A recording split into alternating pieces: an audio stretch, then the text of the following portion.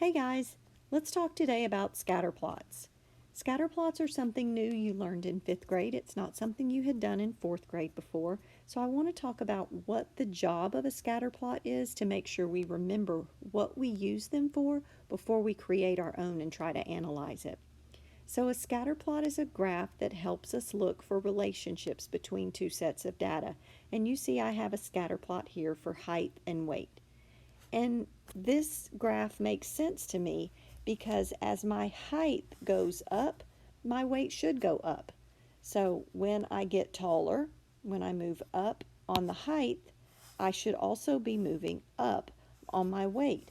So I could think of it like this. When I get taller, my weight goes up. That is showing that there is a relationship between a height and the weight of a person. If my height goes up, my weight goes up. I think about this graph as like a child. As you go from being a baby to being a 5th grader, you got taller and your weight got higher. That's what's supposed to happen when you grow in a healthy way. So let's look together at another scatter plot and see if there's a relationship. So I wanted to know, does the temperature affect hot cocoa sales? Well, let's think about that for a second. Do you think there's a relationship between the temperature rising or falling and the amount of hot cocoa that someone would sell? Let's see. We're going to graph this data and see if we can tell if there's a relationship between hot cocoa sales and the temperature. Let's look at the graph that I've created. On the x-axis I have temperature, and you can see that I've skipped a line between each increment that I've marked. Each line represents 5, but I only labeled every other one. So I've labeled the 10s just so it's not too crowded. Now notice I have arrows on both ends of that line. Do you know why? The temperature can get higher than 110 degrees outside. So the temperature could keep increasing beyond 110. So it needs an arrow because it could keep going. But I also have an arrow going lower than 0. A temperature can be less than 0. So I have an arrow going both ways for the temperature.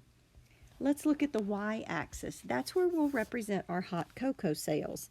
And notice that I've numbered every other line on this also. So the increments are 10 for each line, but I only numbered the 20s, so 20, 40, 60, 80, so that it's not too crowded. Now notice I have an arrow going higher than 200. Could the shop have sold more than $200 in sales? They could have. We'll look at the data in a minute and see if they did. But notice I don't have an arrow going less than 0 for this one. Do you think there's a reason? There is a reason. Can they sell less than $0? No, they can't sell less than nothing. So we started at 0 for that one and we kept going to 200, and it could go higher. So let's start with the first line of data. When it was 53 degrees outside, there was $120 in cocoa sales. So we're going across on the x-axis to the temperature of 50. Notice I don't have an exact spot for 53, but I know where 50 is and I know where 55 is. 53 is closer to 55, so we'll put it closer to 55 than to 50. So when it was 53 degrees, there was $120 in cocoa sales. So we'll go up to 120 and we'll go close to 55. That's the first one. When it was 70 degrees outside, there was $75 in cocoa sales. So I don't know where 75 is exactly, but I know where 70 is and I know where 80 is. So I should be graphing right between 70 and 80. So I'm going across to 70 degrees, then I'm going up to 75 for sales. When it was 81, there were $25 in cocoa sales. That's interesting. That's a pretty low amount of sales that day. Something to keep in mind.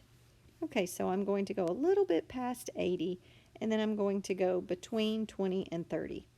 So I'm going to go right there in the middle. When it was 65 degrees, there were $80 in cocoa sales. So I can go across to 65. This line represents 65, and I'm going to go up to 80. So 65 and 80 intersect right there. When it was 90 degrees outside, there was still $10 in cocoa sales. I'm not sure who's buying hot cocoa on a 90-degree day, but somebody likes hot cocoa. Maybe they were cold. Maybe the air conditioner was turned too much. So 90 degrees outside, $10 in cocoa sales. When it was 50 degrees outside, there was $140 in cocoa sales. So 50, I go across to 50 degrees, and I go up to 140. When it was 49 outside, there was $120 in cocoa sales. So a little lower than 50, and it was $120 in sales. So right there. When it was 62 outside, there was $110 in cocoa sales. So I'm going a little bit past 60. I'm going up to 110. When it was 58 outside, there was $100 in cocoa sales. So remember, this line represents 55. So 55 is this line, 60 is this line, 58 would be closer to 60. So I'm going 58 degrees, $100 in sales. And then when it was 42 degrees outside, there was $150 in cocoa sales. So a little bit past 40 and up to 150. So we have all of our 10 points plotted. Now let's look and see, do we think there's a relationship? Can we say how the temperature affected cocoa sales? Our question asks us, does it affect cocoa sales? Let's see how. What could we say about when the temperature is colder, what happens to cocoa sales? Well, when the temperature is colder, we're on this end of the scale. What's happening to cocoa sales? They're higher. Here they are. They're up here. What happens as the temperature starts to warm up? So these temperatures, what's happening? Our sales are dropping. So when the temperature's colder, more cocoa is sold. When the temperature's hotter, less cocoa is sold. So I could say, yes, it does look like temperature and cocoa sales are related. The hotter the temperature, the lower the cocoa sales. The colder the temperature, the higher the hot cocoa sales. And that makes sense to me logically, that I would buy hot cocoa more often when it's cold outside than when it's hot outside. Well, I could think about a snow cone. I might buy a snow cone when it's hot outside instead of hot cocoa. So that graph might look a little bit different. Let's look at this graph. So here's the temperature change we just graphed with the hot cocoa sales. Does the temperature cause a change in hot cocoa sales? This is exactly the data that we just graphed, and we saw that as the temperature got hotter, the hot cocoa sales decreased. Look at the ice cream graph. What happens in that one? As the temperature gets hotter, what's happening to the ice cream sales?